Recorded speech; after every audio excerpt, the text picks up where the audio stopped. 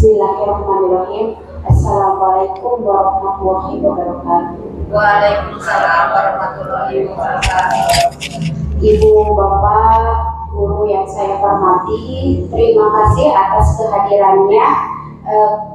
Bersedia hadir untuk mengikuti kegiatan diseminasi budaya positif untuk kegiatan calon guru penggerak angkatan 7. Nah, hari ini yang akan memaparkan materi tentang budaya positif yaitu Ibu Titis Indriani MPD. Maka waktu dan tempat saya persilakan. Ya. Bismillahirrahmanirrahim. Assalamualaikum warahmatullahi wabarakatuh. Alhamdulillahirabbil alamin. Kita semua hari ini dapat berkumpul di sini dalam acara diseminasi aksi nyata modul 1.4 dan bagian dari tugas Ibu di sini yang merupakan aksi nyata 1.4 mengenai budaya positif. Perkenalkan, nama saya adalah Titis Indriani. Tentunya sudah pada tahu Ibu dan Bapak semuanya. Saya merupakan calon guru penggerak angkatan 7 dari Kabupaten Bandung. Untuk selanjutnya, saya langsung memaparkan materi mungkin ya di sini mengenai budaya. Budaya adalah suatu cara hidup yang berkembang dan dimiliki bersama oleh sekelompok orang serta diwariskan dari generasi ke generasi, di mana budaya ini sangat dipengaruhi oleh culture atau agama, politik, bahasa, dan juga karya seni. Nah, budaya ini karena turun-temurun terkadang kita menyikapi bahwa budaya itu adalah genetis, gitu, diturunkan secara gen gitu. Namun rupanya seseorang dengan orang yang lain, misalkan di berbeda daerah gitu ya, bisa membicarakan, saling bertukar cerita mengenai budayanya. Itu artinya budaya tersebut bisa dipelajari dengan baik gitu di sini. Lalu lanjut. Di sini budaya positif. Nah, garis besar dari judul diseminasi hari ini adalah budaya positif kan. Budaya positif itu apa sih? Budaya positif di sekolah ialah nilai-nilai, keyakinan-keyakinan dan kebiasaan-kebiasaan di sekolah yang berpihak pada murid, agar murid dapat berkembang menjadi pribadi yang kritis dan hormat, juga bertanggung jawab. Sebenarnya di sekolah kita sendiri sudah menerapkan budaya positif itu sendiri gitu ya, seperti sholat duha berjamaah, lalu membuang sampah pada tempatnya, lalu anak-anak mengadakan piket di kelas, seperti itu. Itu sudah merupakan kecenderungan ke budaya positif di sekolah. Lalu dalam mewujudkan budaya positif ini, guru memang memegang peran sentral, di mana guru harus memahami posisi yang tepat anak itu seperti apa dan dapat mewujudkan budaya positif itu dari diri gurunya sendiri untuk menularkan itu terhadap peserta didik. Lalu di sini ada eksplorasi konsep yang akan dijelaskan, ada 6 komponen. Yang pertama adalah disiplin positif dan nilai kebajikan universal. Kemudian teori motivasi penghargaan, hukuman dan restitusi. Lalu keyakinan kelas, juga kebutuhan dasar manusia dan dunia berkualitas, 5 posisi kontrol dan segitiga restitusi. Ini adalah eksplorasi konsep yang akan saya paparkan untuk hari ini. Yang pertama, disiplin positif dan nilai kebajikan universal. Di sini coba analoginya adalah kita genggaman tangan kita, coba digenggam tangannya semuanya. Nah, coba digenggam ya. Teman kita, kalau kita ingin membuka atau menutup genggaman tangan kita, itu kontrol dirinya ada di mana sih? Misalkan teman kita ingin meminta kita membuka genggaman tangan ini, apakah bersedia dibuka atau harus tetap ditutup? Bagaimana Ibu Komite? Bersediakah misalkan Ibu Mega meminta Ibu komite untuk membuka genggaman tangan, apakah bersedia? Bersedia. Baik, mungkin jawabannya tuh ada yang bersedia, ada juga yang tidak bersedia karena sebetulnya kontrol diri itu ada di dalam diri manusia itu sendiri. Jadi posisi kontrol itu ada di dalam diri manusia itu sendiri. Jadi tidak harus kita selalu mengikuti apa yang orang lain mau, tapi kita harus punya prinsip untuk mengontrol diri kita sendiri. Maka dari itu adalah ini posisi kontrol. Ada 4 posisi kontrol di sini ya.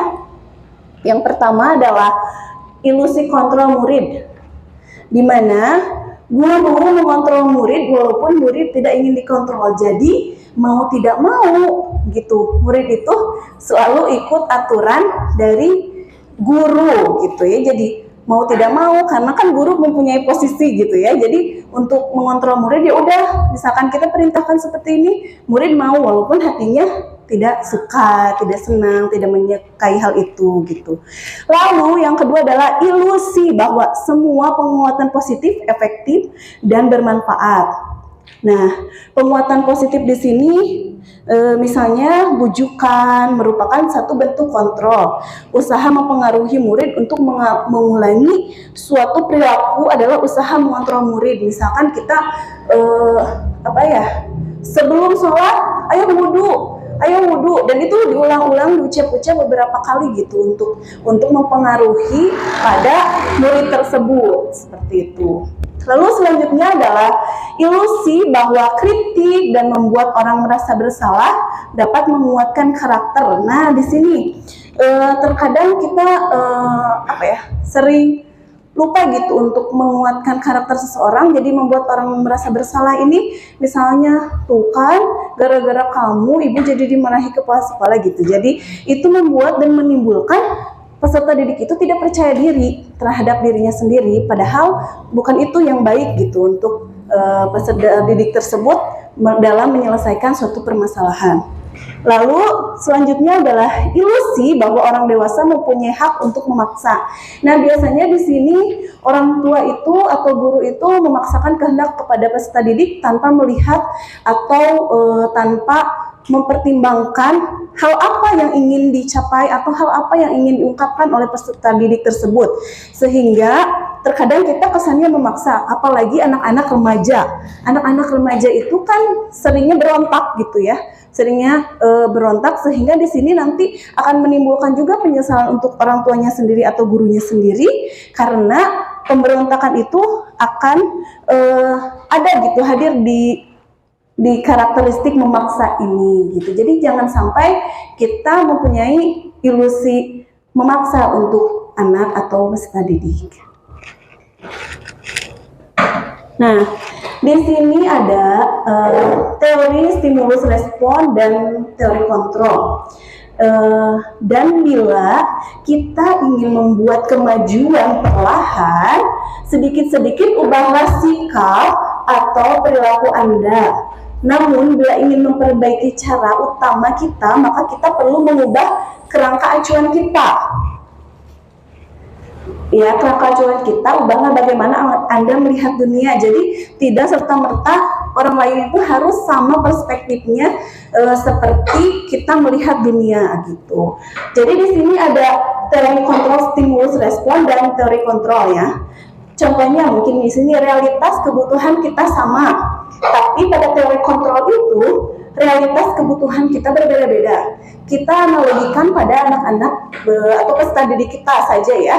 Kita mungkin di umum, di sekolah umum itu disamaratakan gitu pembelajarannya. Misalkan usia 8 tahun, inilah kurikulumnya disamakan. Tapi seiring dengan perkembangan zaman ternyata teori kontrol ini dilakukan gitu di kita di Indonesia sendiri, di mana ada kurikulum merdeka yang menyoroti karakter-karakter peserta didik yang berbeda-beda, sehingga harus juga pendekatannya itu berbeda-beda seperti itu.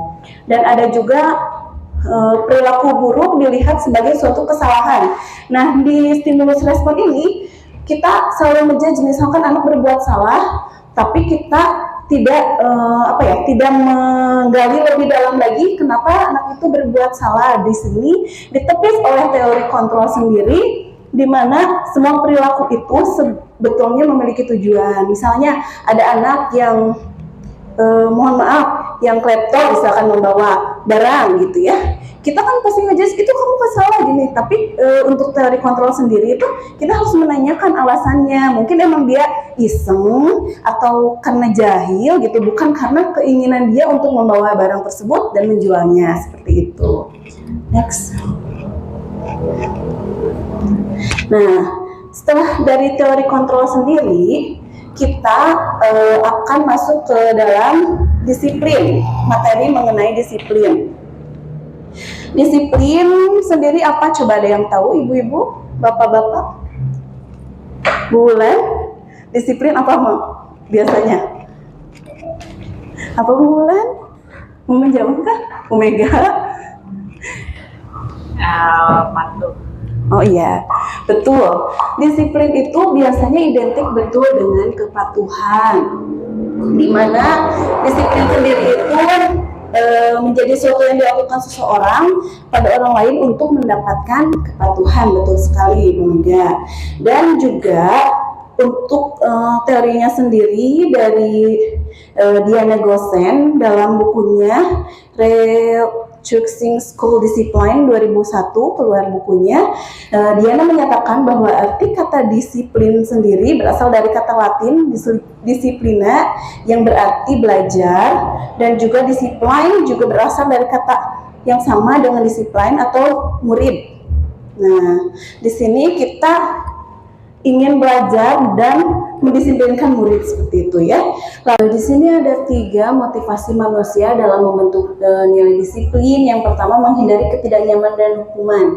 Dimana terkadang kan kita untuk menegakkan disiplin tersebut kita takut gitu, dan takut akan hukuman dan ketidaknyamanan tersebut. Nah, di sini itu adalah merupakan motivasi ekstrinsik yang terjadi dari luar individunya itu sendiri. Lalu kemudian mengharap imbalan dan penghargaan, di mana motivasi disiplin tersebut mengharapkan pujian atau hadiah dari seseorang. Makanya di sini juga mengharap imbalan ini dari ekstrinsik manusianya itu sendiri. Dan yang paling baik adalah menghargai diri sendiri dan nilai yang dipercayai.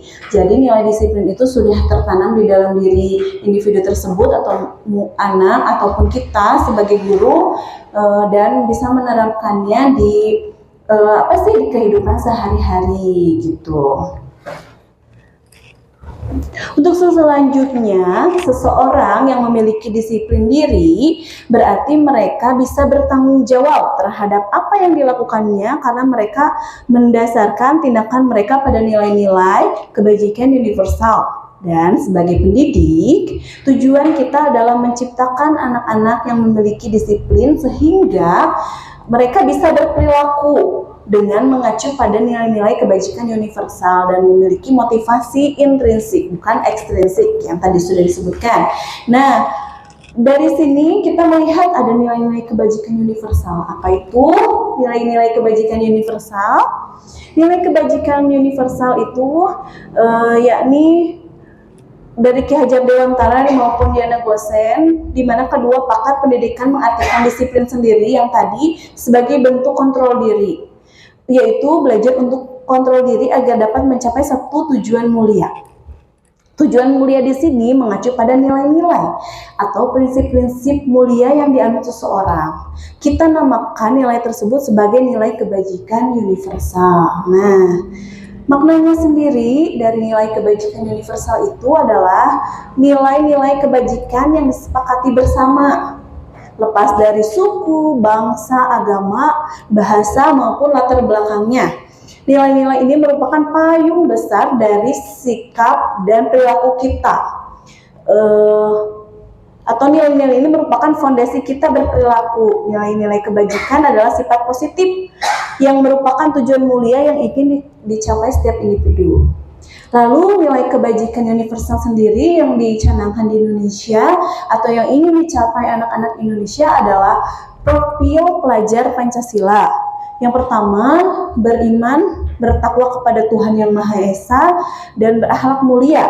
Lalu berkebinekaan global, mandiri, gotong royong, bernalar kritis, dan kreatif. Ini adalah canangan dari pemerintah sendiri untuk periode dari kementerian. Mungkin sekarang adalah tujuannya adalah profil pelajar Pancasila ini tercapai gitu ya untuk anak-anak. Jadi karakter yang tabel perbedaan gitu antara hukuman, konsekuensi, dan juga restitusi itu seperti apa.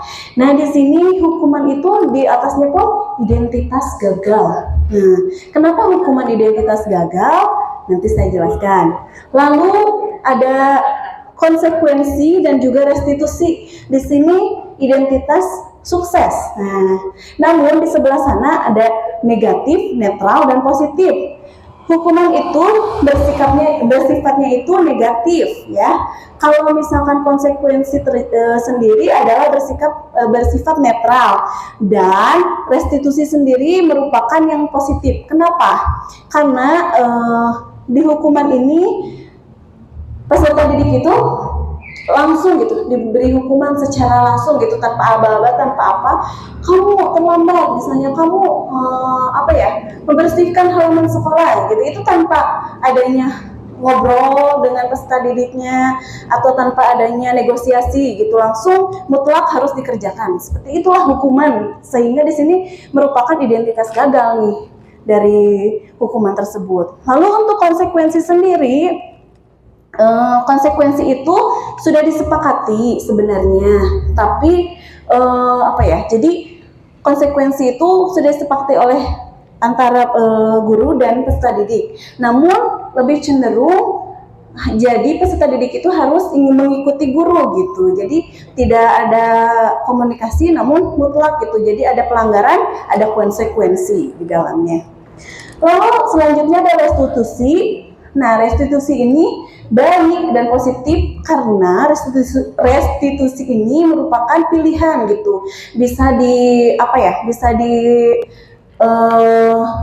dikomunikasikan dulu sebelumnya, bisa digali untuk peserta didiknya, dan juga restitusi ini bisa merupakan penguatan dan kolaborasi antara murid dan guru. Jadi tidak serta-merta menyelesaikan masalah itu dari guru harus kepada murid harus seperti ini mutlak, tapi nanti kita menggali dulu apa sih kekurangan dan kelebihan dari peserta didik tersebut, sehingga tidak langsung memberikan hukuman seperti itu dalam restitusi. Semoga bisa dipahami di sini.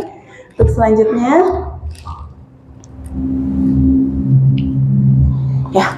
untuk selanjutnya di sini, nah tadi sudah ya, untuk secara garis besarnya itu hukuman itu bersifat tidak terencana dan anak tidak dilibatkan di dalamnya. Jadi langsung saja ibu menghukum seperti ini kepadamu gitu, tapi tidak dilibatkan gitu anak-anaknya. Lalu ada konsekuensi. Nah, sudah disepakati seperti peraturan dari sekolah, terlambat kamu harus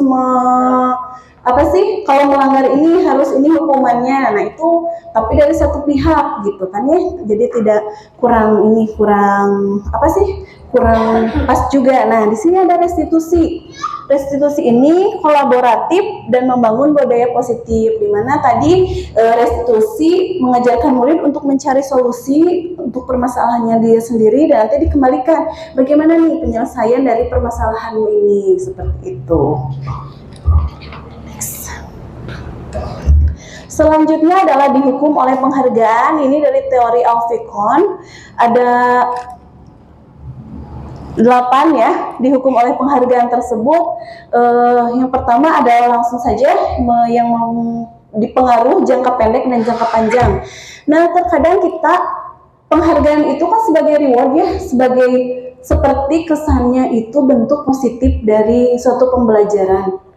Ternyata dari penghargaan tersebut ada beberapa aspek yang disoroti gitu. Jadi tidak selalu penghargaan tersebut bersifat positif. Namun ada di sini jadi dihukum oleh penghargaan. Yang seperti apa sih gitu ya? Yang mengaruh jangka pendek dan jangka panjang, di mana penghargaan akan efektif dalam jangka pendek atau sekali-kali. Jadi penghargaan itu sekali-kali itu boleh diberikan, tapi kalau misalkan terus-menerus, anak akan kehilangan motivasi dan bergantung terhadap penghargaan tersebut. Lalu penghargaan tidak efektif. Misalkan saya nih, atau Bapak Ibu yang misalkan saya ini motivasi diet nih, nanti dikasih uang nih sama siapa misalkan ya, tapi itu tidak akan tidak akan efektif gitu, karena tidak ada motivasi di dalam dirinya sendiri untuk membangun kebiasaan tersebut gitu ya. Makanya ya gagal diet. Ya, selanjutnya adalah penghargaan merusak hubungan, di mana ketika seorang diberi penghargaan, dipuji di depan orang banyak, terkadang kan kita juga tidak tahu ya, orang lain atau teman-teman rekan-rekan kita suka atau tidak suka, senang atau tidak senang dengan melihat penghargaan yang diberikan misalkan dari kepala sekolah kepada kita gitu ya. Itu, dan terhadap merusak hubungan ini ada pun di kelas, misalkan anak-anak jadi persaingannya ketat gitu, kalau misalkan tidak terkejar, dan persaingan menciptakan kecemasan pada anak tersebut gitu. Lalu penghargaan mengurangi ketepatan ya, dimana misalkan setiap anak di dalam kelas diberikan permen oleh guru, walaupun hal itu tidak tepat gitu ya, kalau secara terus-menerus anak-anak tersebut, jadi motivasinya itu bukan untuk mengungkapkan ketepatan mereka dalam mempelajari suatu pembelajaran, melainkan mereka malah fokus terhadap reward yang diberikan seperti itu. Lalu penghargaan menurunkan kualitas. Di sini sebenarnya ada analoginya mahasiswa praktik yang diberikan misalkan penghargaan di PPL-nya, dan ada yang tidak diberikan penghargaan, atau mungkin ada bayaran, ada yang tidak dibayar. Nah, ternyata dari hasil survei itu mahasiswi yang dibayar malah turun gitu dari kualitas performa pembelajarannya, sehingga malah yang tidak dibayar itu terlintas motivasinya lebih baik lagi seperti itu.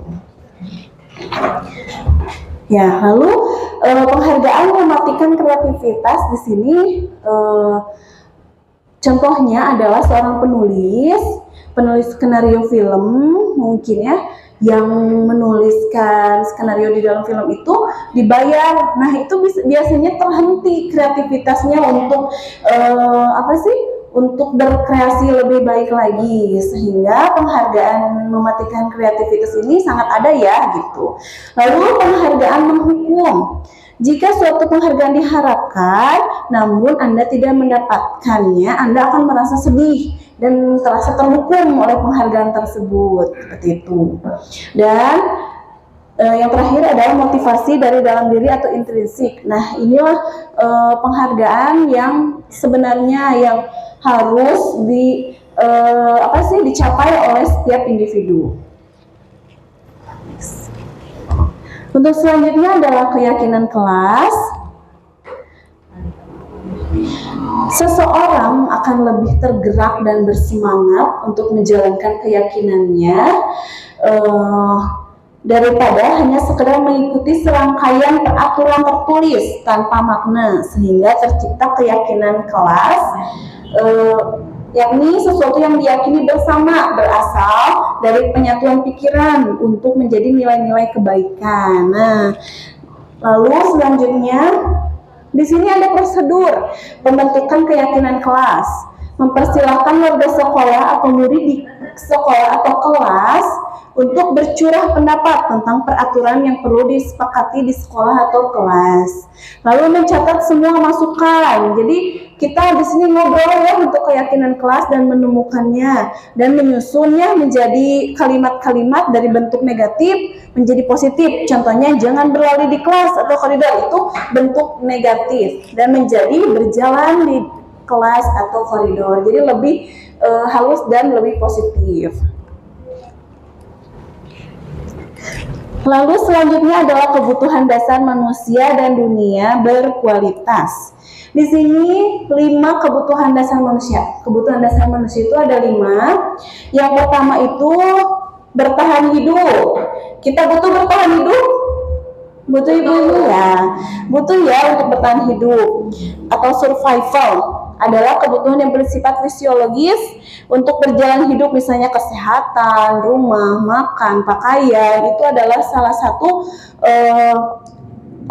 komponen di dalam kebutuhan dasar manusia bertahan hidup. Lalu selanjutnya adalah kasih sayang dan rasa diterima.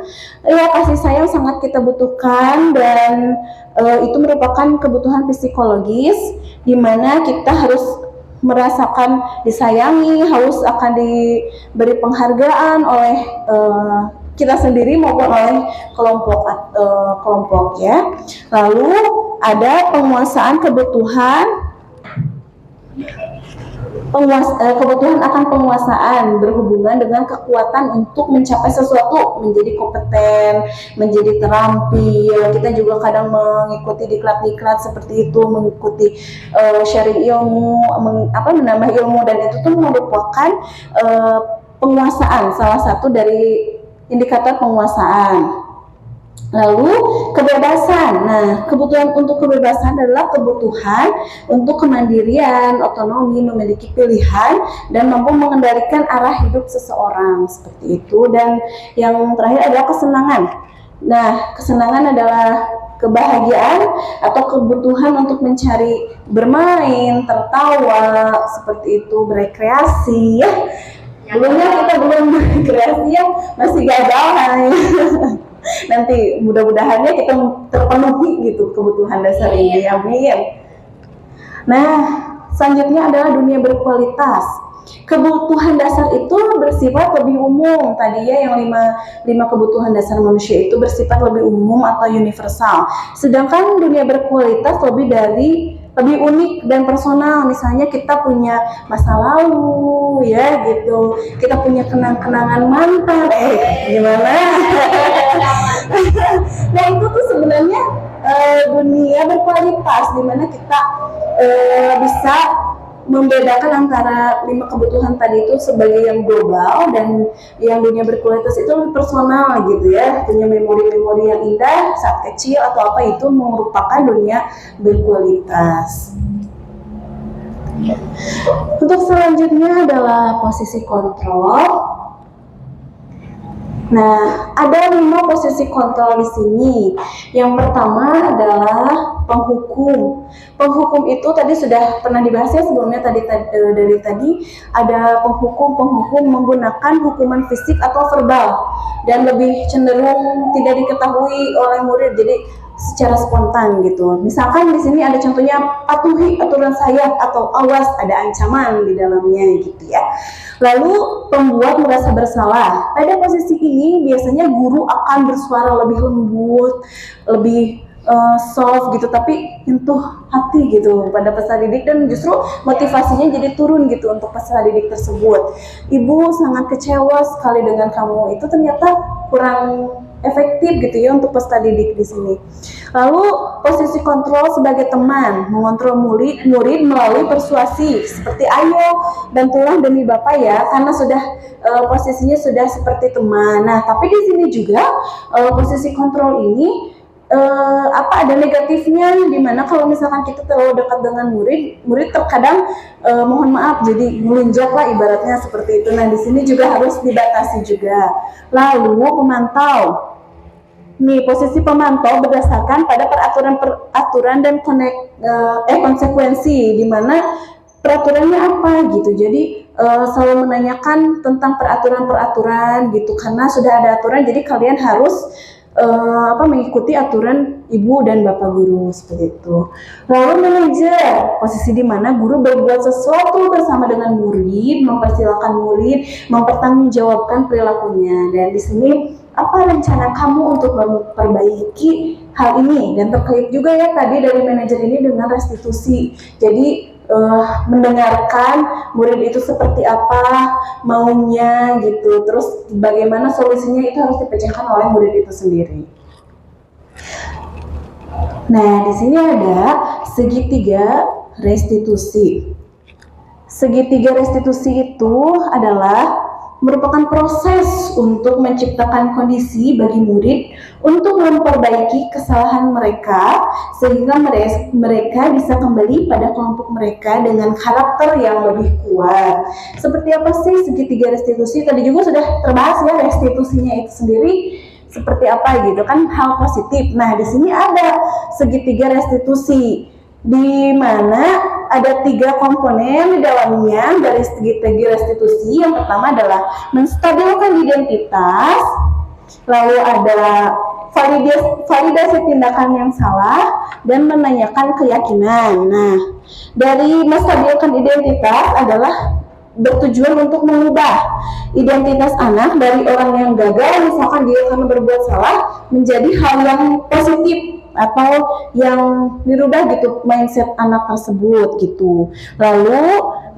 di sini ada juga nih apa sih dari menstabilkan identitas itu kata-kata gitu yang bisa digunakan, tapi itu bisa lebih fleksibel lagi.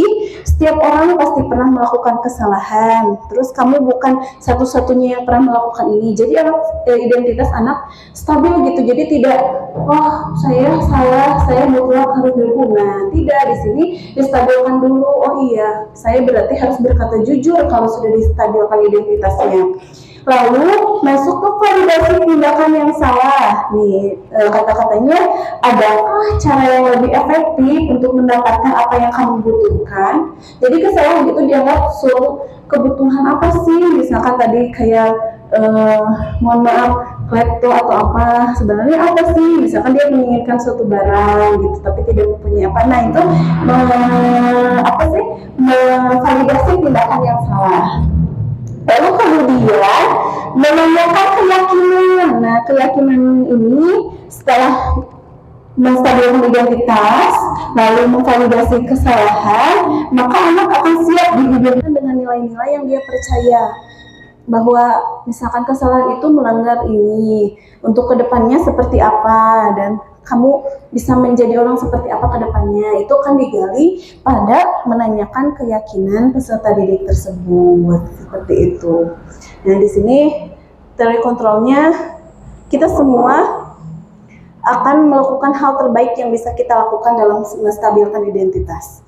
Lalu validasi tindakan yang salah, semua perilaku memiliki alasan. Dan kemudian menanyakan keyakinan. Kita semua memiliki motivasi internal, sehingga harus selalu ditemukan motivasi internal positifnya, seperti itu. Nah, di sini ada contoh implementasi segitiga restitusi.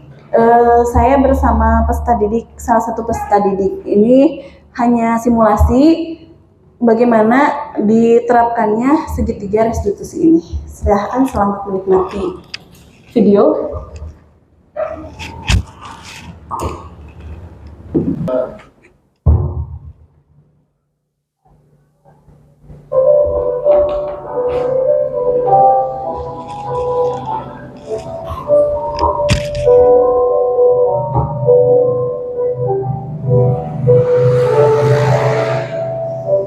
Di sini kemarin saya ada skenarionya untuk praktik segitiga restitusi ini sendiri.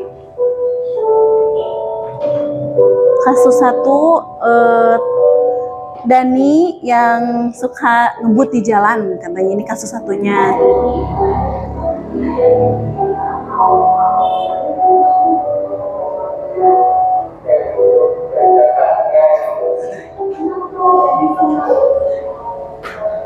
Di sini kegiatan validasi tindakan yang salah ya.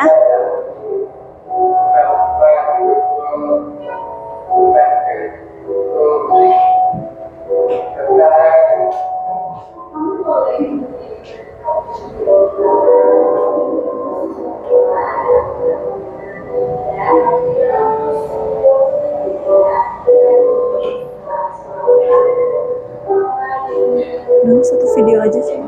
Satu video aja. Nah, ini kegiatan menstabilkan identitas.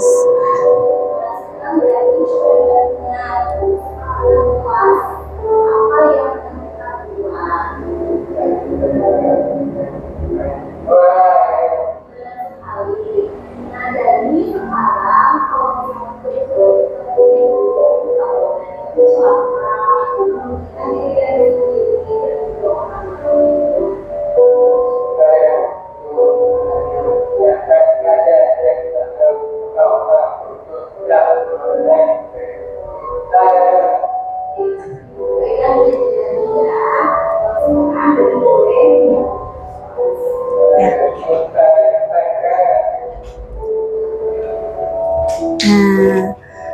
Nah, itu ya yang kemarin saya buat bersama salah satu peserta didik, Dani, seperti itu. Mungkin dengan adanya secara implementasi langsung dari saya dan Dani itu mungkin mengakhiri juga paparan saya. Mari kita merefleksi diri dengan adanya materi mengenai budaya positif ini. Semoga kita dapat menjadi guru yang menciptakan generasi yang mempunyai inisiasi dan terbuka dalam menghadapi permasalahan dengan restitusi. Mungkin akhirul kalam, wabillahi taufiq wal hidayah. Wassalamualaikum warahmatullahi wabarakatuh. Waalaikumsalam. Satu pertanyaan. Ya, terima kasih Bu Titis atas pemaparannya. Gimana Ibu Bapak, senang tidak mendapatkan ilmu barunya? Senang. Mudah-mudahan kita sebagai guru dapat mempraktekannya, ya, mempraktekannya di sekolah kita masing-masing. Siap ya, Bu ya? Tadi kata Bu Titis ada profil pelajar Pancasila. Mudah-mudahan cita-cita kita membangun negeri yang lebih baik lagi. Amin. Ya, siap. Nah, sekarang mungkin ada sesi tanya jawab, boleh? Siapa yang mau bertanya? Ayo, Ibu Bapak, saya kasih kesempatannya. Ayo. Silakan.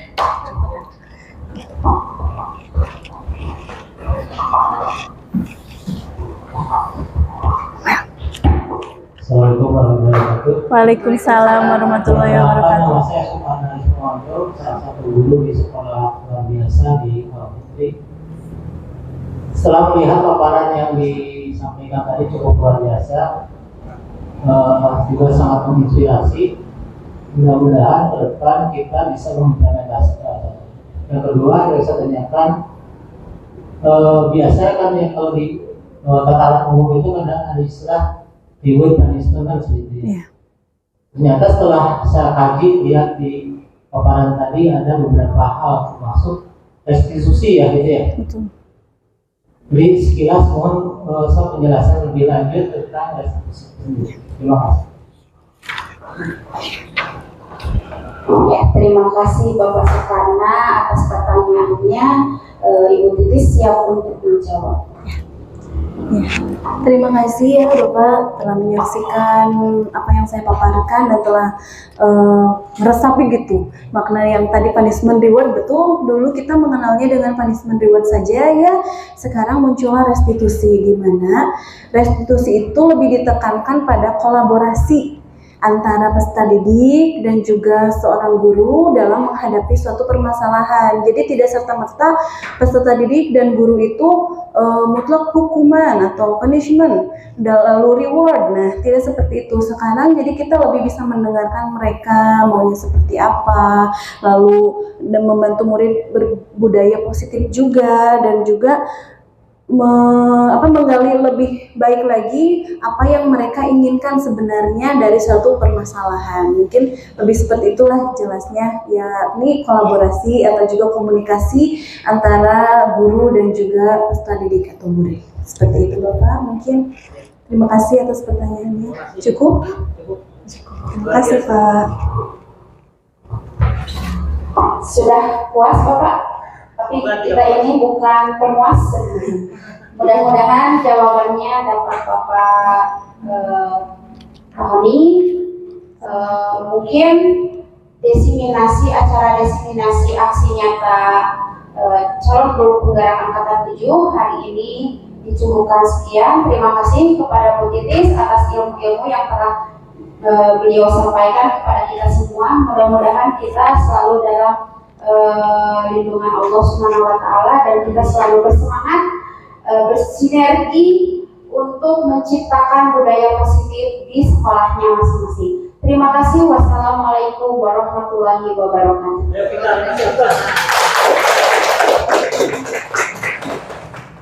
kasih.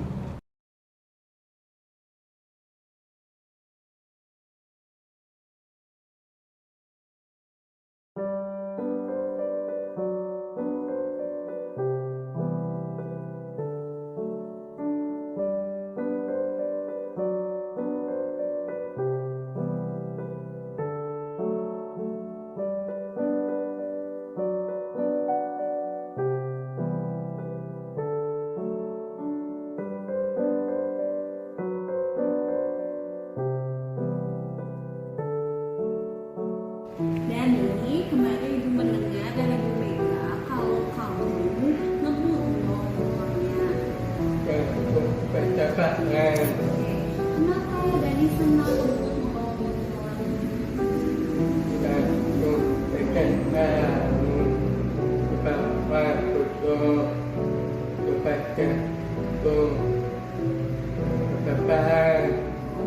Kamu boleh mempunyai cita-cita untuk menjadi pembalap, tapi itu semua ada aturannya dan harus di jalan khusus. Jika tidak, Dani bisa celaka dan merugikan orang lain.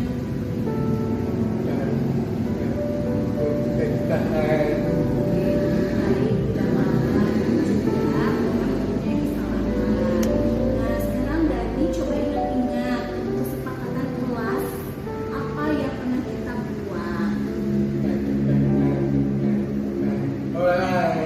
Benar sekali. Nah, Dani sekarang kalau misalkan terus ngebut seperti itu takut Dani itu celaka, merugikan diri Dani sendiri dan juga orang lain.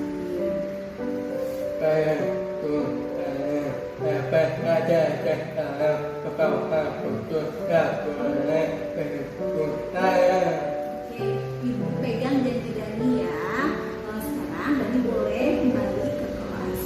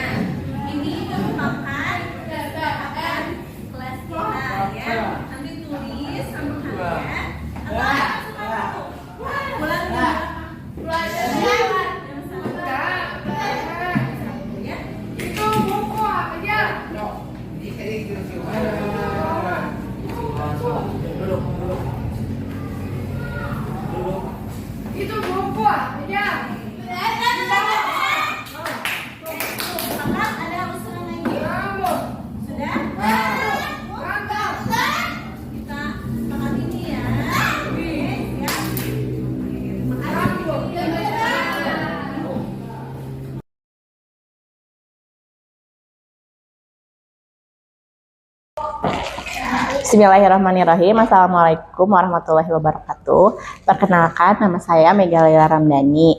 Saya merupakan guru di SLB Al-Fitri. Saya juga rekan dari Ibu Titis Inggriani, calon guru penggerak angkatan ke-7. Ibu Titis Inggriani telah melaksanakan diseminasi di sekolah kami. Dengan adanya diseminasi tersebut, saya mendapatkan ilmu tentang budaya positif, di mana budaya positif tersebut sebenarnya sudah kami lakukan di sekolah kami, namun praktik-praktik baik tersebut belum membudaya. Nah, dengan adanya diseminasi tersebut, saya mengharapkan kami akan lebih membudayakan praktik-praktik baik tersebut. Dalam diseminasi tersebut juga ada materi tentang restitusi, di mana di sana hukuman untuk kesalahan dari seorang siswa itu baiknya ditanyakan dulu untuk alasannya. Jadi tidak asal menghukum begitu. Misalkan ada seorang anak yang melakukan kesalahan. Nah, di sana harus dilaksanakan dulu atau ditanya dulu apa penyebab dari kesalahan tersebut. Nah, dari sana saya terinspirasi atau dapat mengambil pelajaran bahwa memang kesalahan-kesalahan dari setiap siswa itu mungkin ada alasannya. Jadi tidak boleh langsung dihukum seperti itu. Nah, untuk selanjutnya mungkin kita di sekolah untuk kedepannya akan lebih memudayakan lagi praktik-praktik positif dan akan lebih melaksanakan lagi apa yang telah kami terima ilmu-ilmu dari diseminasi tersebut. Nah, mungkin itu saja yang dapat saya sampaikan. Terima kasih kepada Ibu Titis yang telah memberikan ilmu kepada kami guru-guru di SLB Al-Fitri. Assalamualaikum warahmatullahi wabarakatuh. Nama saya Teti Kurniati. Saya sebagai rekan dari Ibu Titis Inggriani. Beliau sebagai CGP Angkatan 7 Kabupaten Bandung. Kami bertugas di SLB Al-Fitri Kabupaten Bandung. Sebelumnya Bu Titis Inggriani sudah melakukan diseminasi budaya positif, yang sebelumnya budaya positif itu sudah atau praktik-praktik baik itu sudah kami laksanakan di sekolah, namun belum membudaya. Dan setelah Bu Titis Inggriani memaparkan materi-materi tentang diseminasi budaya positif, banyak sekali ilmu yang saya dapatkan, terutama dalam pembuatan keyakinan kelas maupun segitiga restitusi. Di sana saya sangat tertarik akan penanganan pada sebuah kasus. Apabila anak melakukan suatu kesalahan, jadi kita sebagai guru sebaiknya mencari tahu dulu terlebih dahulu apa sebab dari siswa tersebut melakukan suatu kesalahan. Jadi kita sebagai guru tidak harus langsung menghukum peserta didik, namun kita harus terlebih dahulu mencari apa penyebab mereka melakukan kesalahan tersebut. Mungkin pemaparan dari beliau sangat berguna bagi keberlangsungan di sekolah kami. Mudah-mudahan ilmu yang beliau sudah berikan dapat bermanfaat bagi sekolah. Terima kasih. Wassalamualaikum warahmatullahi wabarakatuh. Saya mengikuti kegiatan bersama yang diberikan oleh Ibu Titis. Saya mendapatkan banyak pengalaman baru serta materi-materi baru mengenai budaya positif, yang di dalamnya terdapat restitusi, pembentukan atau pembuatan budaya positif di dalam kelas, budaya-budaya positif yang ada di lingkungan sekolah, sehingga saya dari pemaparan tersebut bisa mengaplikasikannya pada murid di sekolah serta di dalam kelas. Terima kasih Bu Titis atas materi dan pemaparannya. Semoga dapat menjadi manfaat bagi saya dan beserta rekan-rekan guru lainnya. Terima kasih. Assalamualaikum warahmatullahi wabarakatuh. Perkenalkan, nama saya Leli Wulantini. Saya juga merupakan rekan sejawat dari Ibu Titis Ingriani yang merupakan CGP Angkatan 7. Sebelumnya Ibu Titis sudah melakukan diseminasi mengenai budaya positif. Saya sangat senang mendapat ilmu mengenai budaya positif di sekolah yang sebenarnya untuk praktik positif itu sendiri sudah ada di sekolah SLB Al-Fitri.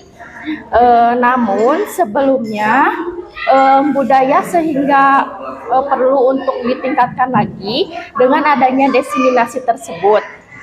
Saya sebagai guru ingin membudayakan praktik positif lebih baik lagi. Di samping itu, dalam materi tersebut ada pembahasan mengenai restitusi yang juga kembali mendasarkan sebagaimana tindakan di sekolah pada anak itu seharusnya dikonfirmasi sebelum mendapatkan hukuman. Sebagaimanapun yang disampaikan oleh Ibu Titis dapat saya aplikasikan kepada murid. Bismillahirrahmanirrahim. Perkenalkan, nama saya Jainal Mutakin. Saya rekan sejawat dari Ibu Titis Ingriani dari sekolah SLB Al-Fitri sebagai guru calon penggerak di wilayah Kecamatan Cimaung, Kabupaten Bandung. Dari apa yang telah saya pantau dan saya lihat dari kegiatan kemarin mengenai sekolah budaya positif, itu sangat baik sekali untuk diterapkan di setiap sekolah. Sehingga budaya positif itu bisa menjadi sebuah media kegiatan pembelajaran bagi guru dan peserta didik dalam memecahkan satu permasalahan sehingga permasalahan itu tidak menjadi hal yang tidak baik, akan tetapi menjadi yang sangat baik dan positif bagi guru dan peserta didik. Terima kasih. Itu yang mungkin saya dapat sampaikan. Wassalamualaikum warahmatullahi wabarakatuh. Bismillahirrahmanirrahim. Assalamualaikum warahmatullahi wabarakatuh. Perkenalkan, nama saya Sukarna Rismawanto, teman sejawat Ibu Titis, calon guru penggerak angkatan ke-7. Saya sehari-hari sebagai guru sekolah luar biasa, bergerak di teknologi informasi. Saya mengikuti diseminasi angkatan ke-7 kemarin, itu sangat luar biasa dan langsung paham karena apapun yang disampaikan itu sangat runut dan luar biasa. Saya memahami itu, mudah-mudahan apa yang dilakukan sama teman-teman atau teman sejawat ini bisa bermanfaat, apalagi menyongsong di era kurikulum merdeka ya. Itu yang paling penting. Yang kedua juga untuk karakter juga siswa atau Pancasila tuh, yaitu sangat luar biasa. Ini sangat relevan dan itu sudah sangat diperlukan karena sekarang orientasinya tidak berbasis kelas lagi. Sisi kelas atau itu bukan jadi distorsi lagi, di mana kapan saja, di mana saja, dengan siapa saja peserta didik udah bisa belajar dengan maksimal. Mudah-mudahan dengan adanya guru penggerak ini bisa berkelanjutan dan juga bisa terus dijalankan hingga mencapai titik di mana pendidikan Indonesia jauh lebih baik. Wassalamualaikum warahmatullahi wabarakatuh.